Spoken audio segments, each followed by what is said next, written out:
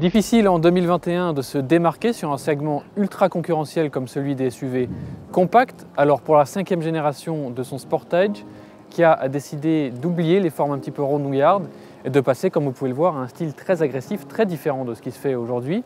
En revanche, en dessous, c'est une plateforme prouvée puisque c'est celle du Hyundai Tucson, qui est un carton, on va le dire, dans les ventes cette année.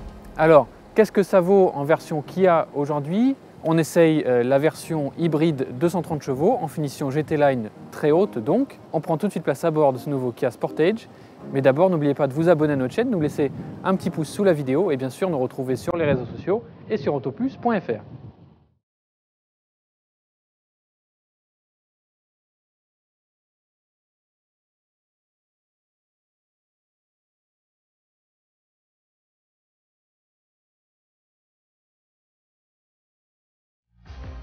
Alors à bord de ce nouveau Kia Sportage, la différence avec le Hyundai Tucson elle est évidente dès qu'on rentre.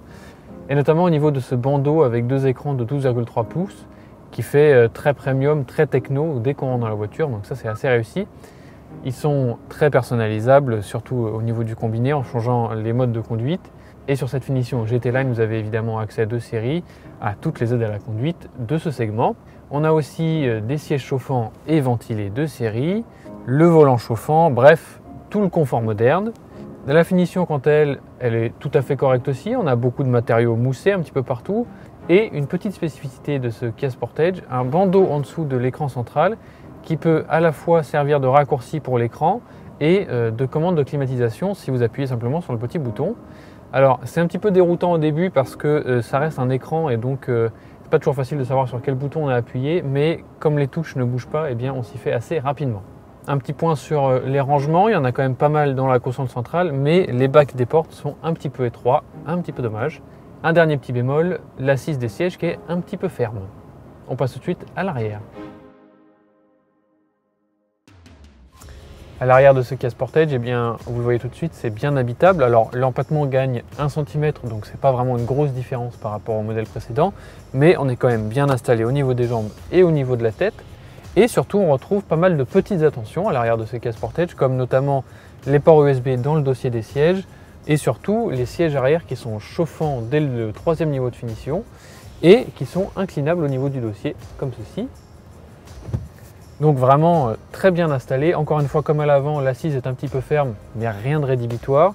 Et surtout, la place centrale est vraiment logeable, puisque le tunnel de servitude est très court, et que la place est assez large.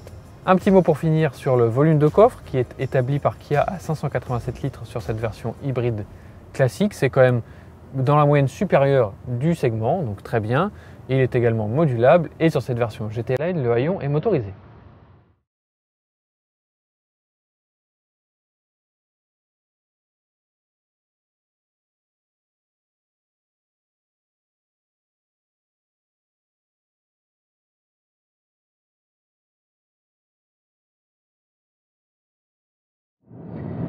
Alors au volant de ce nouveau Kia Sportage, eh bien, force est d'avouer que si vous avez déjà conduit le nouveau Hyundai Tucson, eh bien, vous ne seriez pas dépaysé. Toute la partie technique est la même, les moteurs, le châssis, ça ne change pas.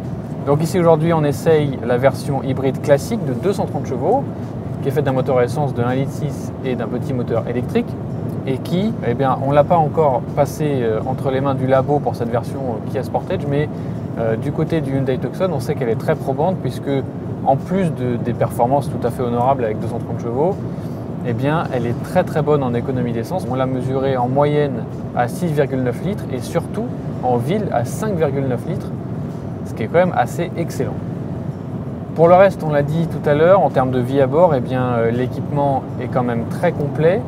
Alors ici, on est sur une version et une finition qui nous amène à presque 47 000 €, ce qui est évidemment beaucoup d'argent, mais vous n'avez ensuite aucune option à rajouter. Vous avez toutes les aides à la conduite moderne, vous avez même une caméra de recul 360 degrés en 3D, la conduite semi-autonome, voilà, il y a vraiment de tout et zéro option à part une peinture métallisée.